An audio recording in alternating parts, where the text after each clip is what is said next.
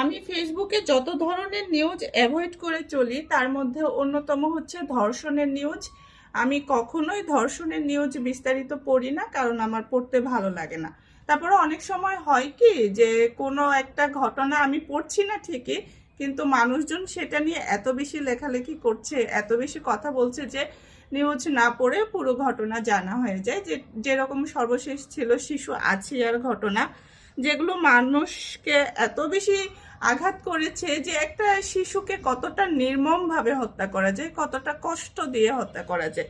আছিয়ার ঘটনা আমাদের কাছে যেভাবে স্পর্শ করেছে, আমরা শিশু পূজার কথাও সেভাবে বলতে পারি। অনেকটা আছিয়ার মতো করেই তার উপরে বর্বর নির্যাতন চালানো হয়েছিল। সেই শিশু পূজার বর্তমান বয়স 13-14 এরকম। সেই বাচ্চাটা এখনো স্কুলে যেতে পারে না শুধুমাত্র একটা ধর্ষণ কাণ্ডের জন্য। যে বাচ্চাটা একটু হাঁটা চলাফেরা করলেই তার মূত্রথলি দিয়ে ক্রমাগত প্রস্রাব বের হতে থাকে, তাই সে স্বাভাবিক জীবনযাপন তো করতে পারছেই না, এমনকি স্কুলেও যেতে পারছে না। তাহলে এই বাচ্চার ভবিষ্যৎ কি? সে পড়ালেখা করতে পারছে না, তার ভবিষ্যৎ কি? স্বাভাবিক জীবনযাপন করতে পারছে না, তার ভবিষ্যৎ কি? এবং তার ভবিষ্যৎ যে এভাবে ক্ষতিগ্রস্ত করে দিল, ধ্বংস করে দিল, সেই লোকটাই নাকি আবার কয়েক মাস আগে, কিছুদিন আগে জামিনে মুক্তি পেয়েছে। কেন?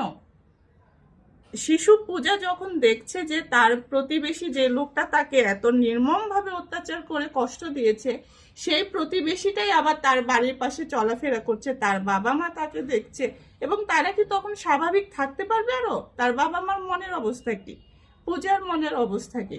আমি জানি না আসলে কেন কিভাবে এই ধরনের আসামি ছাড়া পেয়ে যাচ্ছে। যদিও আবার কয়েকদিন আগে দেখলাম যে মানুষের সমালোচনার মুখে পূজার ধর্ষককে আবারও গ্রেপ্তার করা হয়েছে।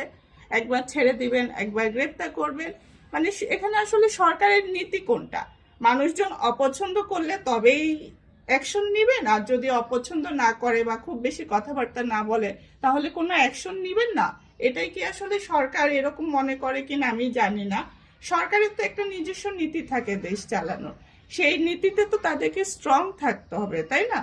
তো মানুষের কথাতে যদি প্রভাবিত হয়ে তাদের অ্যাকশন নিতে হয়, আমার মনে হয় সেটা অনেক সময় কোনো ভালো কিছু নিয়ে আসে না। আর ধর্ষণ আসলে মানুষ কেন করে? যিনি ধর্ষণ করছেন তিনি আসলে এখানে কি আনন্দ আনন্দ পাচ্ছেন? স্বাভাবিক যৌনাচার বলতে আমরা যেটা বুঝি সেটা অবশ্যই আনন্দদায়ক, কিন্তু একটা মানুষের উপর যখন জুলুম করা হচ্ছে, তাকে জোর জবরদস্তি করা হচ্ছে, তাকে প্রয়োজনে আঘাত করতে হচ্ছে, প্রয়োজনে হত্যা করতে হচ্ছে, সেই কাজগুলো করার জন্য যে পরিমাণ এনার্জি প্রয়োজন, যেই পরিমাণ তাকে এফোর্ট দিতে হয়, এগুলো করে কি তার স্বাভাবিক যৌনাচারের কোনো প্লেজারমেন্ট বলতে আসলে কিছু থাকে? আমি এটা ধর্ষকের দিক থেকে বললাম, তাদের সাইকোলজি কি আমি জানি না, মানুষ কেন ধর্ষণ করে সেটাও আমি জানি না। আর যে ধর্ষিতা হচ্ছে তার উপর তো এটা একটা বর্বর নির্যাতন ছাড়া আর কিচ্ছু না।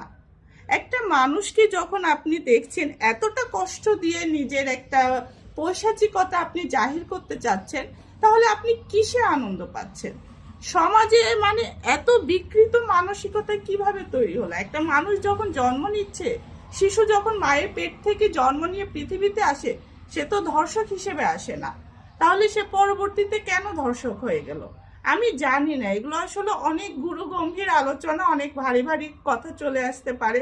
তবে আমার মনে হয় কি, আমি বড় বড় কথা বলতে পারবো না, শুধু এতটুকু বুঝি যে ছোটবেলা থেকে যদি নারী পুরুষ এর একটা পারস্পরিক সম্মানবোধ আমাদের সমাজ থেকে, আমাদের রাষ্ট্র থেকে তৈরি করা যায়, কো এডুকেশন চালু করা যায়, তাহলে হয়তো আমাদের এগুলো কিছুটা হলেও কমতে পারে। কারণ আমি আমার সহপাঠীর সাথে যখন একত্রে পড়াশোনা করব, খেলাধুলা করব, একসাথে আমাদের সবসময় দেখা হবে, জানাশোনা হবে, তখন আমি কিন্তু তাকে ধর্ষণ করতে হবে ভবিষ্যতে কখনো, এই চিন্তা মনে হয় না আমার খুব একটা আসে।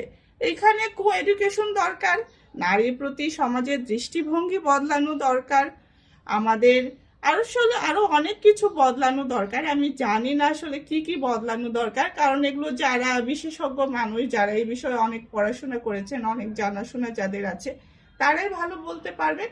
তবে আমাদের সমাজে তো বিভিন্ন রকম বৈষম্য আছে, লিঙ্গ বৈষম্য আছে, ধর্মের নামে বিভিন্ন রকম বৈষম্য আছে, তারপরে মানুষের ধনী গরিবের বৈষম্য আছে।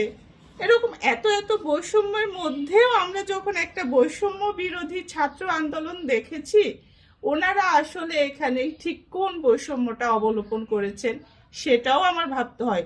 অন্যান্য বৈষম্যের কথা বাদ দিয়ে আমি যদি শুধুমাত্র লিঙ্গ বৈষম্যের কথা বলি, নারী পুরুষের যে বৈষম্যটা এখনো সমাজে টিকে আছে, সেই বিষয়ে কি ওনারা কোনো পদক্ষেপ নিয়েছেন, কোনো কাজ করেছেন?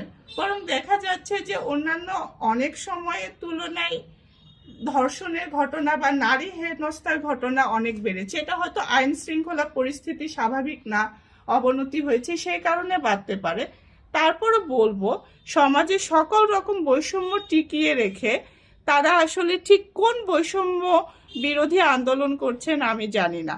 অন্তত আমি যেহেতু এখন ধর্ষণ নিয়ে কথা বললাম, যদি নারী পুরুষের সমতা সমাজে প্রতিষ্ঠিত করা যায়, নারীকে যদি একজন স্বাভাবিক মানুষ হিসেবে দেখা যায়, লৈঙ্গিক পরিচয় দিয়ে না দেখে তাকে একজন রাষ্ট্রের নাগরিক হিসেবে দেখা যায়, সমাজের ছোটবেলা থেকে নারী পুরুষের সহশিক্ষা চালু করা যায়, তবে আমার মনে হয় এগুলো কিছুটা হয়তো বা দুধের স্বাদ ঘোলে মেটানোর মতো করে হয়তো একটু একটু কমে আসতে পারে। জানি না, আমি যদি ভুল কিছু বলে থাকি ক্ষমা করে দেবেন।